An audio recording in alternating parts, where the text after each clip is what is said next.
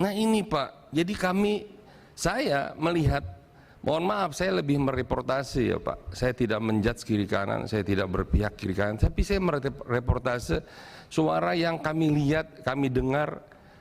Apakah ini salah satu pengaruh dari disharmoninya Panglima TNI Jenderal Andika dengan Kepala Staf Angkatan Darat Jenderal Dudung Abdurrahman?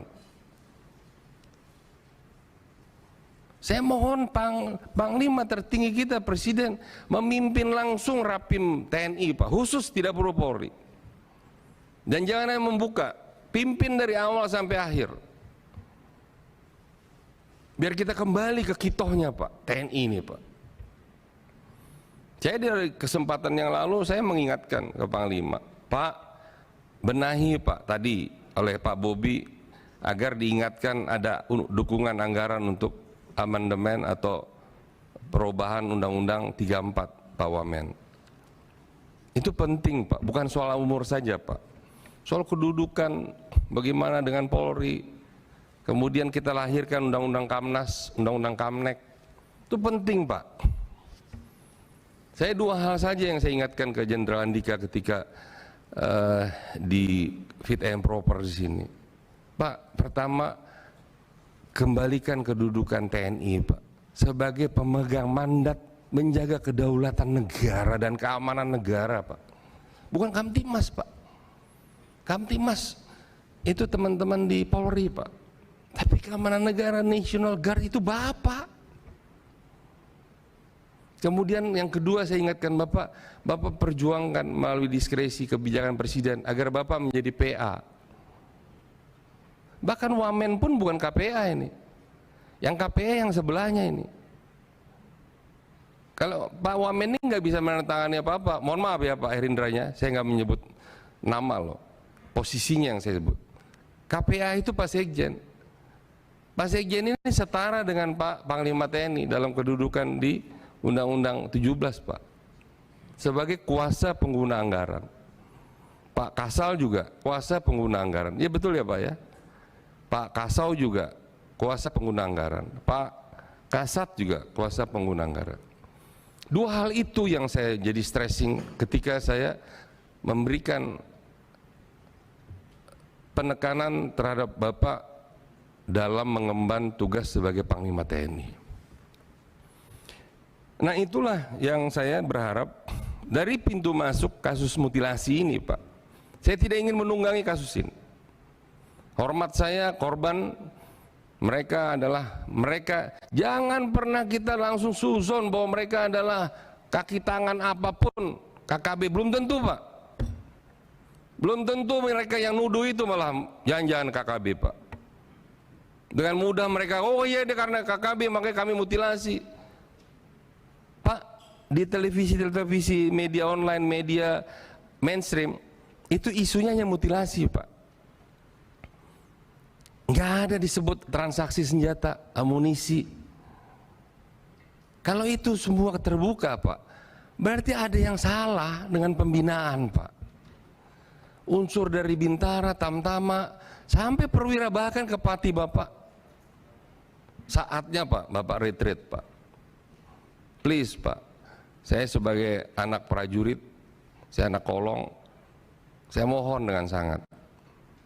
Kita tidak tahu Pak, apakah Bapak akan diperpanjang oleh Presiden, itu dia punya diskresi juga Pak. Diskresi Presiden bisa diperpanjang, namanya PDK Pak, perpanjangan dinas keprajuritan. Jadi atas kehendak Presiden, Jenderal ini bisa diperpanjang per 1 tahun, itu namanya PDK Pak. Itu diskresi, itu hak prerogatif Presiden. Bisa-bisa, pernah. Berapa orang yang pernah, silakan hitung ke belakang. Saya tidak bicara soal berapa lama lagi Bapak akan mengakhiri, tapi lakukan segera Pak, pembenahan. Dan bagi siapapun, termasuk yang 1 bintang dengan Bapak, yang tidak patuh, laporkan Pak. Ini soal kehormatan TNI Pak, save TNI. Apa artinya kalau Kasal hebat, kalau bawahannya semua tidak turut patuh kepada Anda? Ini berulang Pak. Saya mencatat dari mulai paling terakhir Pak Muldoko ke Pak Gatot. Pak Muldoko membentuk Kogab Wilhan, bikin operasi di Hotel Borobudur, nggak mau itu kasatnya. Kasatnya Pak Gatot. Pak Gatot naik, Pak Mulyono ya masih nurut lah.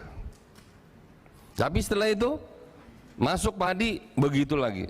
Pak Hadi dengan Pak Andika, dengan segala hormat saya juga tidak terlalu harmoni juga. Silakan Bapak koreksi saya. Dan demikian juga Bapak sekarang dengan Pak Dudung. Ada apa sih 87 ke 88 kau jadi rival? Orang sama-sama tinggal hitung bulan pensiun kok. Hah? Saya bilang boro-boro lu punya ajudan. Pintu lu juga nggak ada lu yang bukain lagi nanti. Paling di mana lo? Oh, fisioterapi. Di mana lo? Oh, di UGD. Asam urat naik. Apa sih yang kemudian dipertahankan ego? Ego Bapak berdua itu merusak tatanan hubungan junior dan senior di TNI, Pak. Dengan segala hormat saya, Pak, saya dekat sama Pak Andika, saya dekat dengan Pak Dudung. Saya termasuk salah satu yang mendukung penuh Bapak. Tapi Pak, prihatin kita, Pak. Saya punya catatannya. Ini tidak elok kalau saya sampaikan, Pak. Dari mulai pertentangan soal ini, soal banyak sekali catatannya, sampai ke urusan anak Pak Jenderal Dudung yang katanya tidak lulus karena umur dan karena tinggi badan katanya. Saya nggak tahu, silakan nanti Bapak jelaskan. Nah, apakah ini harus menjadi pertentangan, Pak, yang kemudian mengorbankan TNI, Pak?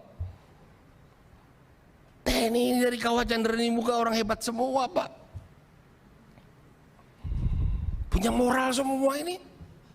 Saya pun anak kolong, Pak.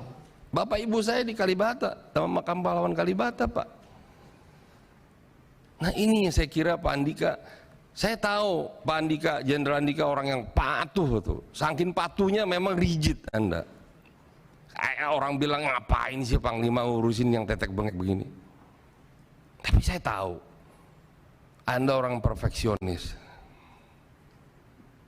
Tapi sayangnya punishment di Anda kurang. Kalau saya seperti itu, take it or leave it. Dia apa saya, Pak? Saya lapor presiden. Biar aja gemuruh republik ini. Ngapain, Pak? Kita sandang-sandang semua jabatan.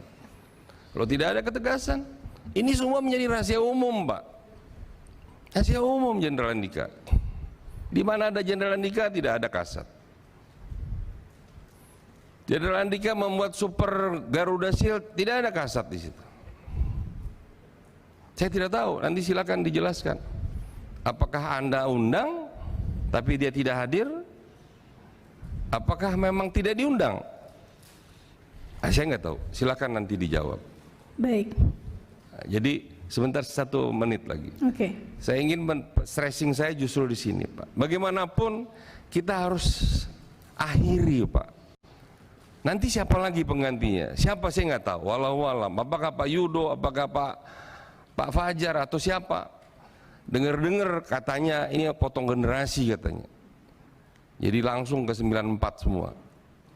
Jangan ada yang marah. Dipersiapkan yang akan kelahiran 68 ke atas. Ya wajar. Dipersiapkan untuk melintasi persiapan sampai lewat masa pemilu karena ada 2 pemilu besar, Pilpres, Pileg dan Pilkada. Wajar. Nah, kami ikut di dalam pengambil kebijakan di bawah Bapak, makanya kita ikut memberikan pandangan, Pak. Sekali lagi ini pandangan, Panglima. Makanya saya berharap Pak Kasat ada di sini, agar kita tidak terjadi suatu sepertinya pemihakan. Sekali lagi saya teman, ke kiri ke kanan saya teman. Tetapi dalam hal ini kita yang bicara adalah objektivitas, Pak. Tidak ada urusan subjektivitas. Ya, kita ingin nanti kalau memang dijadwalkan oleh ketua di rapat hari apa, ya, kita khusus membedah masalah yang lebih internal soal TNI-nya, Pak. Ya, bahkan saya berharap Pak Menhan hadir, Pak Wamen. Karena Pak Menhan itu juga punya tanggung jawab dalam pembinaan ini. Bun kuat sana, bin kuat sini, tapi pembinaan dalam kebijakan ada di Kemhan. Presiden, Pangti, dan atas persetujuan DPR. Jadi kita berlima itu ada kaitannya, Pak. Maka tidak kemudian ini cawe-cawe kita ikut ngomong, enggak, kita punya kewenangan, punya hak. Jadi sekali lagi Panglima, saya kira Ibu Ketua, saya highlightnya itu saja. Ya, saya mohon dipahami, tidak ada maksud dan tujuan lain. Ini semua berita sudah ada di media. Ya, Bapak Jenderal bisa menjawab secara lugas, monggo. Kalaupun tidak, ya monggo. Ya, itu yang bisa saya sampaikan. Dan sekali lagi saya mohon maaf para jenderal-jenderal yang saya hormati dan seluruh prajurit seluruh tanah air dan juga yang bertugas di luar negeri agar bisa memahami ini. Jangan ada dikotomi, Pak. Kekuatan negara salah satu pilar itu adalah TNI, Pak. Saya kira demikian, Ibu Ketua. Terima kasih. Baik, terima kasih yang terhormat Pak Effendi Simbolon. Ini sebetulnya sudah, tapi ada permintaan dari Pak Darizal.